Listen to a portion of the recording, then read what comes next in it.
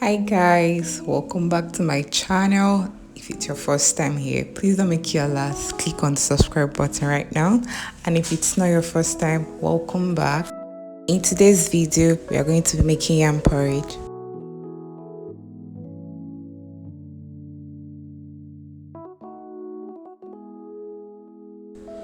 I'll be going in with yam, some water, and I'll also be adding my ingredients at this point because I like my yam to absorb all the ingredients early.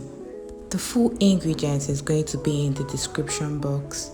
I'm going to be adding onions, seasoning cubes, ginger and garlic powder, pepper, crayfish, salt, red oil and kpomo, and I'm going to allow this to cook for 20 to 25 minutes until my yam is very soft. Once my yam is soft, I'm going to add smoked fish, African oil bean seed, also known as ugba or ukpaka.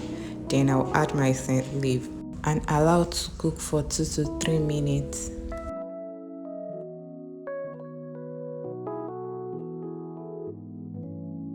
If you have watched up to this point, please don't forget to subscribe. Click on that subscribe button, share, like, and I'll see you in my next video. Bye.